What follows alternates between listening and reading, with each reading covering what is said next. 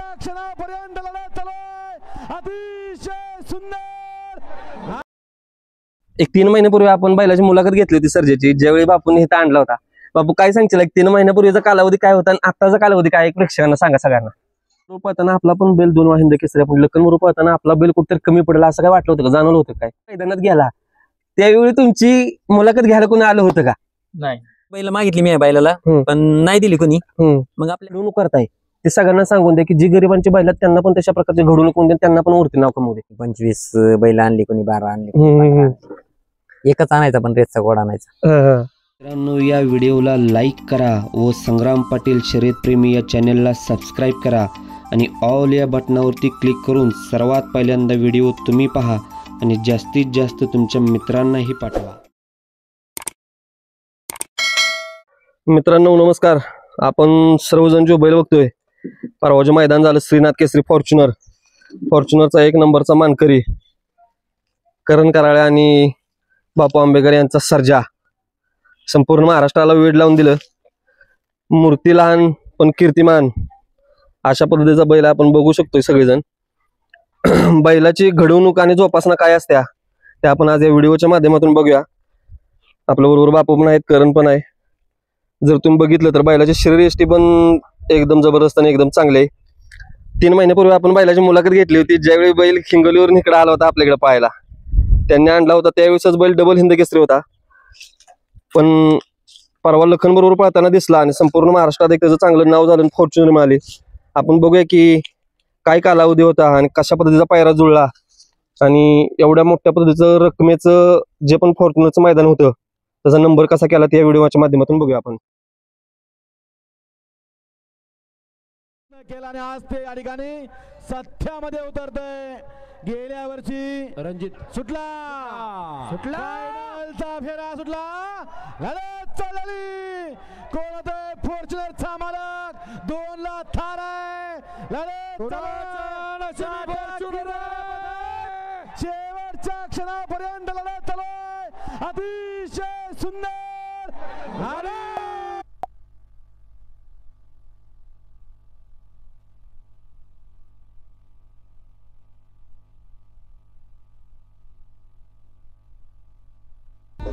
Vidarbha express Lakhan बसणार।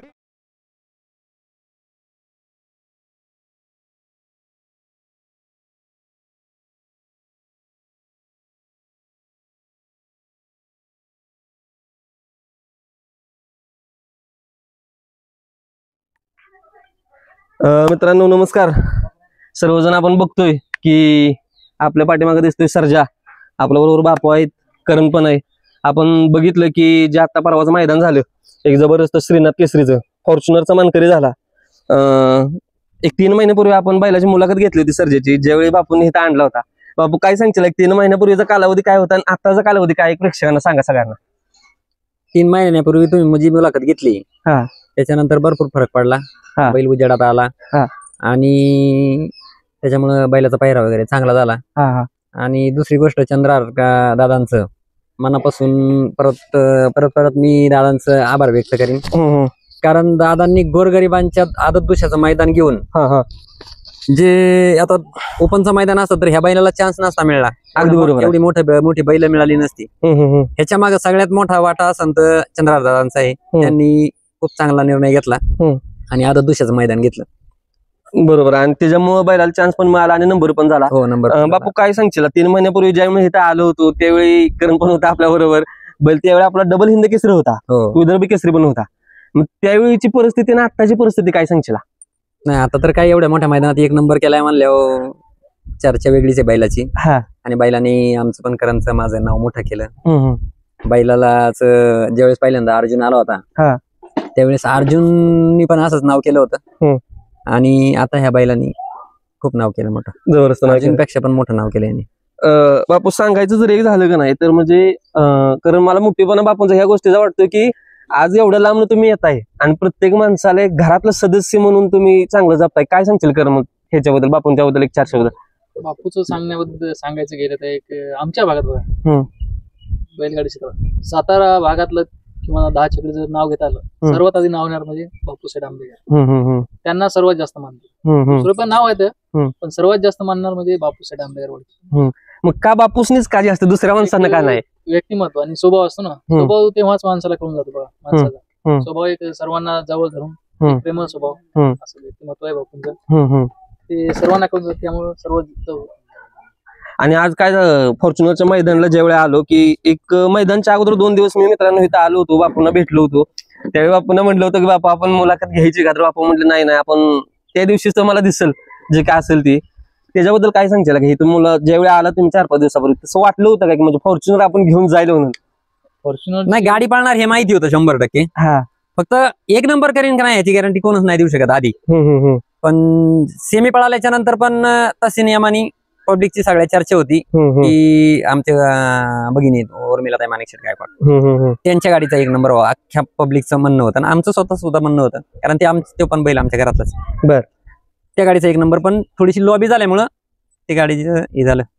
पण लखनचा आणि ह्याचा पायरा कसा काय बापू जुळला? म्हणजे लखन पण 1 नंबरातला बैल हे श्रेय फक्त जातं चंद्रहार दादांना. पण किती जरी केलं तर दुसऱ्यातला बैल आहे.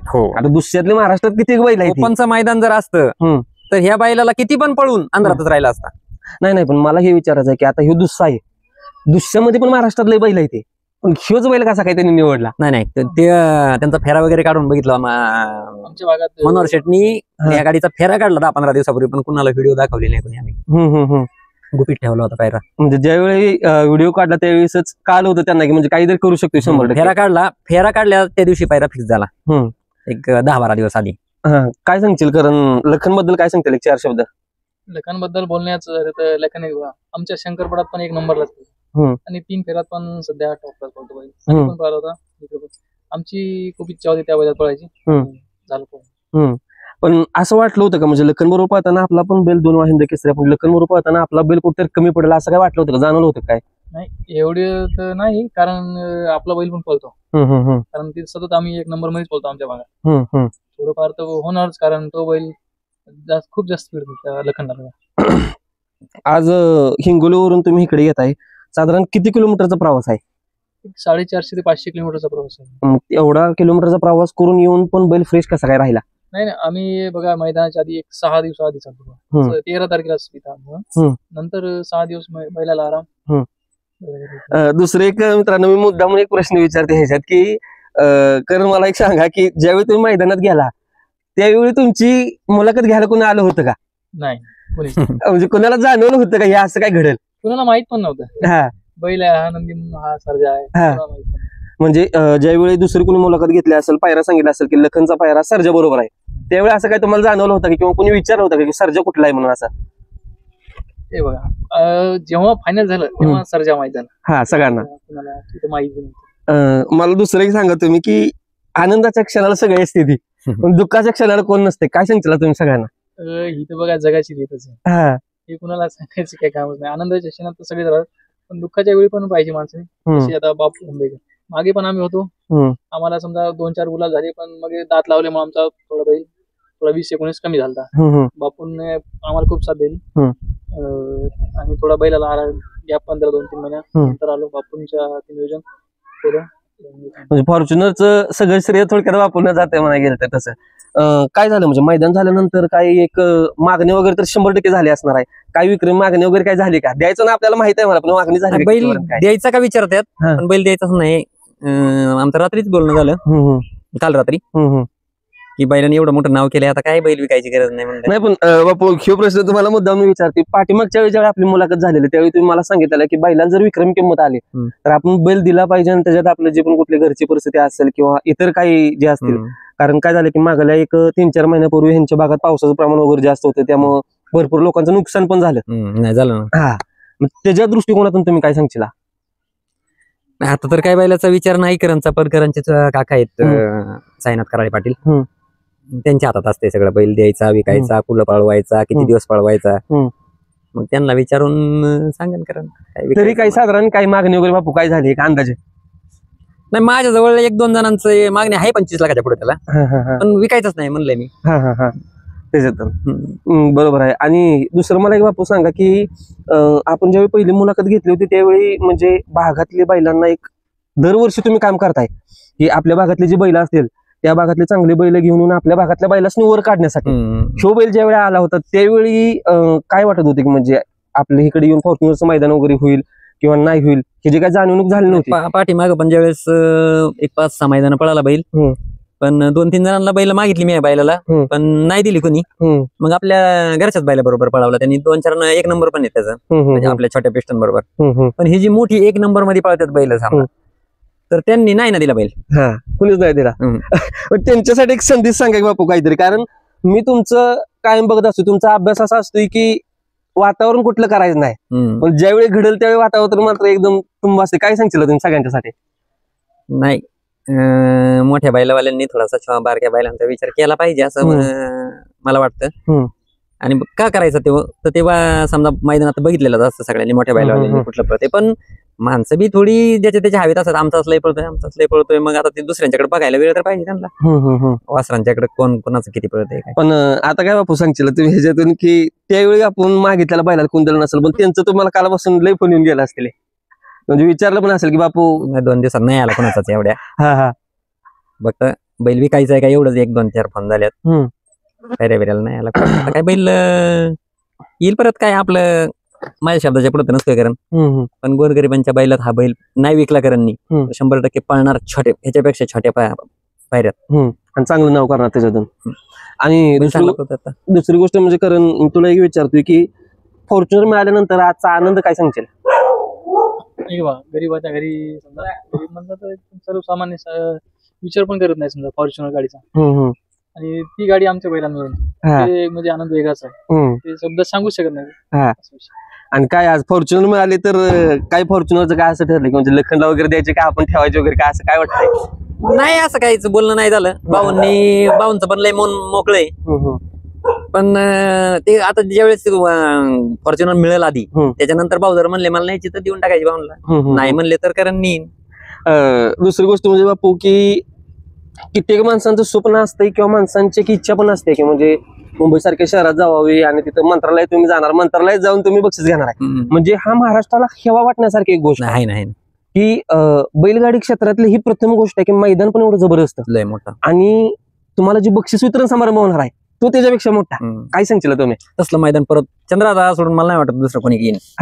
घेऊ पण शकते, पण ते नियोजन एवढं मोठं नाही का, ते कुत्र्याच्या शर्यती आरत परत एवढं मोठं भारी नियोजन होतं, ते एवढं मोठं नाही कोणी करू शकत, तेच माणूस करू शकतो. म्हणजे ह्याला काय की म्हणजे आमदार खासदार आहेत एवढी मोठी माणसं आहेत, पण त्यांनी कधी एवढं नियोजन केलं नाही, पण चंद्रदादांनी एवढं मोठं नियोजन केलं, लय मोठं नियोजन. आज मानीन तेवढा आभार कमी आहेत, म्हणजे माझ्या एकट्याच नाही 1 नंबर केला म्हणून नाही, परंतु बाकीच्या पण गटाला 2 व्हीलर देणार आहेत. हे सगळं म्हणजे आमच्या दाडशी भाऊंनी दिली होती गटाला 2 व्हीलर, पण त्यांना तेवढा प्रतिसाद नव्हता मिळाला त्यावेळेस. म्हणजे प्रतिसाद म्हणजे काय, गाड्या भरपूर आल्या होत्या पण पावसाने साथ नव्हती दिली. दुसऱ्या दिवशी ते फायनल घ्यावं लागलं, पण हे मैदान खूप छान झालं. कारण काय सांगशील मला तू की आता आपण मंत्रालयात जाणार आहे, मंत्रालयात खासदार असतील, खासदार तर सोडा, मंत्री उपमुख्यमंत्री त्यांच्या हस्ते तुमचा सत्कार पण होईल आणि बक्षीस पण भेटेल. तो आनंद एक कसा म्हणजे गगनात मावण्यासारखा आनंद नसणार आहे, पण ती स्वप्न कधी वाटलं होतं की म्हणजे बैलाकडून आपलं पूर्ण होईल? बैलामुळेच जायला मिळणार तिथं, नाही तर काय आपलं काम पोचत नाही तिथपर्यंत, बैलामुळेच जावं लागणार. असं काय वाटलं होतं का करणं असं काय की म्हणजे असं काहीतरी होईल किंवा घडेल असं काय वाटलं, जाणून झाली होती काय? कोणी विचार पण करत नाही ना मंत्रालयात जाईल, नाही साधारण शेतकरी वर्ग विचार पण करत नाही समजा मी मंत्रालयात जाऊ शकतो. आणि बैलाविषयी पुन्हा शर्यतीमुळे चंद्रदादामुळे झालं, एवढी मोठी शर्यत होती त्यामुळे हे शक्य झालं, सगळं शक्य झालं. दुसरी गोष्ट मला एक विचारायची होती की आता महाराष्ट्रात अखंड भरपूर बैल आहे, ते त्यांचा पण एक चांगल्या पद्धतीचा व्यायाम असतो, सगळ्या गोष्टी असतात. कारण एक सगळ्यांना सांगून द्या ह्याच्या माध्यमातून की तुम्ही पण बैलांची कुठल्या प्रकारे घडवणूक करताय ते सगळ्यांना सांगून द्या की जी गरिबांची बैल आहेत त्यांना पण तशा प्रकारची घडवणूक होऊन द्या, त्यांना पण वरती नाव कमवू दे. एक काही दिनचर्या असतो सकाळपासून रात्रीपर्यंत त्याचा? दिनचर्या म्हणजे सांगायचं गेलं तर आम्ही सकाळी उठल्यानंतर 3 लिटर दूध असतं दररोज सकाळी. बर. 3 लिटर दूध, मग हेच आपला चारा वैरण, हिरवी वाळली, आणि संध्याकाळी एक रतीबास म्हणजे उंडा, गव्हाचं पीठ, मक्का वगैरे, नंतर दूध डबल 3 लिटर संध्याकाळी, बदाम असतो. दुसरं असं विशेष काही नाही, एवढंच. त्याच्यावरतून ही सगळा प्रतिसाद मिळतोय चांगला. दुसरी एक गोष्ट अशी आपल्या इकडे आदत वासरांना लई मोठी बैल घालतात. मी एक थोडासा अनुभव घेतला एवढ्या 2-3 वर्षातला. बर बर. आदत वासरांना आपल्या इकडे लगेच मोठी बैल. तिकडे कसं होतंय खालचा विदर्भ भागात आदत वासरांना आदतच वासरा असतात. बर. जोपर्यंत ती लेवल जोपर्यंत 1 वर्ष जात नाही, अख्खा 1 वर्ष म्हणजे त्यांच्याकडे बैलपोळा मला वाटतं आपल्या नंतर असतो. बैलपोळा ते बैलपोळा दुसरा. बर. तोपर्यंत छोटं वासरू तुम्हाला मोठ्या बैला दिसणारच नाही. बर. छोट्या गटातच पळणार ती, बारक्या गाठात. म्हणजे त्यांचा नियमच आहे तसा. नियमच आहे. नियमच आहे. आणि ह्या वर्षी पळालेलं वासरू पोळ्याच्या आधीचं ते पुढच्या वर्षीला डायरेक्ट ओपनलाच पळणार तिथं. त्याला परत खालच्या गटात चान्सच नाही. म्हणजे ती बदल एक चांगला आहे. ते बदल फक्त माहिती ती वासरं जी टिकून राहतात ना त्याचं कारण ते आपल्या इकडे मोठ्या बैलात घालून 4-2 मैदान 1 नंबर करतात की 5व्या मैदानाला असं होतंय. आणि एक दुसरी गोष्ट म्हणजे की लखन विचारायचं जर एक झालं कारण तर त्या मैदानात आता भरपूर प्रेक्षकांनी पण बघितलं, ह्या गोष्टी पण झाल्या. पण मी मुद्दा म्हणून मित्रांनो बोलतो, हे विषय न बोलण्यासारखा आहे. पण काही लोक काय करतात की करंट देणे, टाचण्या लावणे किंवा चितणे टाकणे असल्या गोष्टी करते. पण आपल्या बैलाला तसली कुठली गोष्टच नसणार, पण त्याला उत्तर आणि प्रतिसाद दिला का त्यानं? म्हणजे आता बघा ज्या बैलात अंगच पळत ते टाकून आता कुठल्या बैलात पळच नाही आणि त्या बैलाला करंट द्या तुम्ही होऊ शकत नाही ना. त्याला बैलात धमक लागते तशी. बैलात पण धमक पाहिजे आणि आपला बैल आधीपासून तसा आहेच पळणार, त्याला काही गरज. तरी आपण हे घेत असताना खरेदी वगैरे कुठून घेतली होती, काय कसं? खरेदी आम्ही नाशिक भागातून सागर भाऊ आमचे चांगले मित्र आहेत त्यांच्याकडून घेत होतो. 3.5 लाख. मग त्यावेळी काय बैल पळत होता, काय होतं? त्या बैल त्यावेळी घोड्याबरोबर एक आदत होता, 15-16 महिन्याचा होता त्यावेळेस. आता फॉर्च्युनरचं मैदान घेतल्यानंतर मला वाटतं की कारण तुमच्या घरातली पण आणि सगळ्यांना एक आनंद झाला असेल की हिथून पुढे बैल नाही पाहिला तरी बास, भले आमच्या दावणीला जरी राहिला तरी आमचं त्याच्यात समाधान आहे. आता काय सांगशील की ह्याच्या पुढची कुठली अपेक्षा वगैरे आहे किंवा काय? आता कालच बोलणं झालं बघा घरच्या, विकायचं तर प्रश्न सोडूनच द्या म्हणजे, कारण आता नाही जरी पळाला तरी घरीच ठेवायचा म्हणजे आमचं. आणि अपेक्षा म्हणजे आता जे काही असो ना या भागात तुमच्या भागात हिंदकेसरी पुसेगावचं वगैरे हिंदकेसरी येत आहे किंवा आपल्या बापूंच्या गावचं मैदान येते वाडगावचं हे मैदान त्यांना एवढी इच्छा आहे, दुसरं काय त्यांना पूर्ण करून दे. काय बापू काय सांगशील म्हणजे पुसेगावच्या मैदानचं नियोजन वगैरे आता तुमचं चाललं असतील त्यासाठी प्रयत्न, पण ज्याप्रमाणे तुम्ही करंटला ती मदत करता येते हिंदकेसरी तुम्ही एकदा करून द्यावं ही सगळ्या महाराष्ट्राची एक इच्छा आहे, काय सांगशील? नाही करू ना मदत तर 100% राहणार. फक्त बैलवाल्यांनी म्हणजे ज्यांची मोठी बैल आहे त्यांनी पण थोडीशी साथ दिली तर ते पण काही अशक्य नाही. आता अशक्य अशी गोष्ट राहणारच नाही कुठली, आता सगळ्या गोष्टी शक्यच होणार कारण आपण नावच इथंपर्यंत नेलंय. कसं असतंय की बैलगाडी क्षेत्र असो किंवा कोणतंही क्षेत्र असो, बापू तुम्हाला अनुभव आहे चांगला की जोपर्यंत एखादी आपली गोष्ट दिसत नाही लोकांना तोपर्यंत लोक काही वरती येत नाहीत. मग तशी ही गोष्ट आहे. आणि तुम्ही पिस्टन पण आता एक छोटा पिस्टन पण खरेदी केलाय, त्याच्याबद्दल 1-2 शब्द काय सांगशील? चांगला पडतो बैल. आता दात लावल्यामुळे थोडासा 2 मैदानात झाला थोडा त्रास होतोय त्याला, पण बैल चांगला पडतो. आणि परवाच्या मैदानात फॉर्च्युनर साठी पळालेला बैल पास केला त्याला, 2 व्हीलर मिळाली. आपणच्या राजा बरोबर होता. 15-20 दिवस नाही 1 महिना आधीच आपणचा फोन आला होता. आपणला नाहीच म्हणू शकत नाही. आपा 20-22 वर्षापूर्वीपासून माझी ओळख आहे, त्याच्यामुळं ते नाही हा विषयच नाही. आपणचा फोन आला की येसच असतं माझं. पुढचं नियोजन बापू कसं असेल, कशा पद्धतीचं बैल वगैरे पळताना दिसतं आपल्याला, नंतर कुठल्या मैदानात दिसेल? आता उद्या परवा आपलं कन्हैया केसरी महाराष्ट्र केसरीचं मैदान येते नामांकित, काय नियोजन वगैरे आहे त्याचं किंवा कसं? नाही आता काहीच नाही नियोजन, कुठलंच नाही केलं. पुढचं नियोजन वगैरे काय पद्धतीचं असेल किंवा काय असेल? आता 8-15 दिवस जरा वाईस थोडं शांत व्हावं म्हणलं आणि मग बघ मैदानात काय खेळायच्यातच, नात काय सुटणार आहे का? कारण तुझ्याकडे येतोय मी की महत्वाचा मुद्दा म्हणजे महाराष्ट्राला एक संदेश काय सांगशील? शांतता आणि संयमन परफेक्ट कार्यक्रम, ह्याचा संदेश लोकांना काय सांगशील? तो बघा बोलून तर काही होत नसतं, त्यामुळे शांत आणि संयम राहायचं तेच म्हणून. आपल्या बैलावर विश्वास पाहिजे, आपण काय करू शकतो हे माहित पाहिजे आपल्याला. आणि समजा आपल्या बैलात काही नाहीच, आपण उगाच बोलतो हे काही होत नाही ना. आपल्या पाहिजे, आपल्या धमक पाहिजे, एकदम शांततेत क्रांती करून टाकायची. दुसरी गोष्ट एक महत्वाचा मुद्दा म्हणजे की कालांतराने भरपूर मैदान आपल्याला पळताना दिसेल, चांगलं होईल. ह्या बैलासारखी जर आपण एक घडवणूक आपण करतोय, आता कोणासोबत पळायची एक इच्छा राहिली की ह्या बैलासोबत आमच्या एकदा पळायचं आहे, त्याच्यानंतर अजून कुठले किताब वगैरे असतील ते आम्ही दुसरे पण किताब मिळवू, अशी कोणाबरोबर पळायची इच्छा वगैरे आहे का? काय नाही तशी इच्छा काय, आता तशी वैयक्तिक इच्छा तर काही नाही बघा. म्हणजे जे कोणी येतील त्याच्यातून एक चांगलं पायरा वगैरे करून जे काय असेल ते चांगला बैल पळणारा असला भेटला तर बैल कायम नावात राहील. असं बाकी काय नाही. बाकी ज्या गोष्टी असतील त्या बैलांना दाखवल्या सगळ्यांना काय असेल माणसं काय नाही चांगली पाहिजे त्या बैलगाडी क्षेत्रात. ती मैदान 15 दिवस पुढे आहे आणि आजच ती इंस्टाला व्हिडिओ होत्या युट्यूबला. मी 25 बैल आणली, कोणी 12 आणली. एकच आणायचा पण रेसचा गोड आणायचा. घेतला तर टॉपचाच घ्यायचा, नाही तर नाद करायचं नाही त्याच्यात. म्हणजे असं दुसरं पण बापू असं झालं की भरपूर लोकांनी 10-10, 15-15 गाड्या नोंद केल्या. आपण साधारण किती गाड्या नोंद केल्या होत्या? आपल्या 4 गाड्या पळाल्या तिथं. ताईंच्या धरून 6 गाड्या पावत्या होत्या. त्याच पावत्यांच्या पळाला. त्याच पावत्यावरती ताईंचं आमचं आपणचं बोलणं झालं. मग कुठली गाडी कुठं पळवायची सगळ्यांचं आदल्या दिवशी ठरलं. तिथं जे असेल ती गाडी पाहिली असेल. मग गट पास केल्यानंतर काय जाणीव वगैरे झाली होती असं की काहीतरी होईल? नाही, जाणीव तसं मला होता. म्हणजे लखनवर खूप विश्वास होता आणि लखन बरोबर ह्याचा पायरा मला माहिती होता. हा लखनला काय थोडाफार कमी पळल मला असं वाटत होतं. पण फायनलला बैल कमी नाही पळाला. लखनच्या तोडीत पळाला. आणि भाऊंचे जसा बैल इकडे पळतोय तेव्हापासून भाऊ मला म्हणजे चांगली आमची मैत्री आहे. बैल आपल्या सोन्याबरोबर पळाला. 22-11 अर्जुन आपल्याकडे नियोजन होतं त्यावेळेस अर्जुन बरोबर पळाला. पण भाऊंचा पण स्वभाव खूप छान आहे. पण काय वेळेस कसं होतं, आता भाऊंचा पण एवढा मोठा बैल आहे, प्रत्येक बैलालाच आपण मागून आपण त्यांच्या दोस्तीचं अंतर आणतोय असं मला वाटतं. अगदी बरोबर. पण सारखा फोन नाही करत भाऊंला. आता हा पायरा तिकडून झालता करंजच्या गावाकडे त्यांच्या नियोजनात झाला होता. त्यांनी केला होता पायरा. त्यांच्या नियोजनात पाहिला. आपली काय बापू घरची गाडी पळताना दिसतील का? आता आपला पिस्टन आहे, छोटा पिस्टन आहे, सोन्या आहे, शिव आहे. पळणार की ही गाडी पळालेली आहे आधी. म्हणजे आता काय इथून पुढच्या मैदानात वगैरे काय पळताना वगैरे दिसत नाही? आता लगेच नाही. आता त्याला गावाला त्यांचा जरा थोडा कार्यक्रम आहे नंतर 1-2 महिन्यांनी, अजून 2 महिने आता बैल तिकडे पळणार. मित्रांनो, बापूंनी वेळ काढला, करणं पण वेळ काढला आणि मी मुद्दामून ह्याच्यासाठी बाईट घ्यायला इथं आलो होतो बापू की 3 महिन्यापूर्वीची परिस्थिती लोकांची काय आणि 3 महिन्यानंतरची परिस्थिती काय ही खरी मला सगळ्यांच्या पुढे दाखवायची होती. की 3 महिन्याच्या अगोदरची जी परिस्थिती असते की बैलांनाच दाखवून दिलं की म्हणजे हंबी किसीचे कम नाही, ही तर गोष्ट वेगळी झाली. पण माणसाचे दिवस बदलतात, दिवस बदलायला कुठला वेळ लागत नाही. फक्त काय आहे की शांतता, संयम पाहिजे. सगळ्या गोष्टी होत्यात कालांतरानं, सगळ्या गोष्टी होऊन जातात आणि घडून जातात.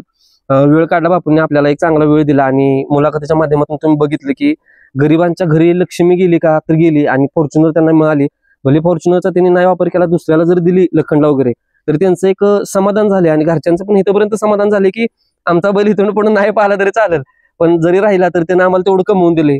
आपण बघूया की ज्याप्रमाणे बापूंनी सांगितलं, ओळखीचं मैदान येतंय दत्त जयंतीच्या दरम्यानचं, पुसेगावचं मैदान येतंय, त्यावेळी आपल्याला पळताना दिसल. आणि करंजच्या मनातली जी इच्छा राहिलेली आहे ती इच्छा पूर्ण होत्या का आपण ह्या वर्षी बघूया. थोडे दिवस राहिलेत की पुढल्या महिन्यात मला वाटतं बापू काहीतरी 16-17 तारखेला पुसेगावचं मैदान आहे. पुसेगावच्या मैदानात आपल्याला बैल पळताना दिसेल आणि आपण बघूयात. तर बापू तुम्ही वेळ काढला आणि पुसेगावच्या मैदानासाठी पण महत्वाचा मुद्दा म्हणजे तुमचा आशीर्वाद एक चांगला असावा, चांगला पायरा तुम्ही करंडा करून देऊन 1 नंबर करावा की माझे एक चॅनलच्या माध्यमातून संग्राम पाटील शर्यतप्रेमी कुस्तीप्रेमी शुभेच्छा देतो मी आणि थांबतो या ठिकाणी. धन्यवाद.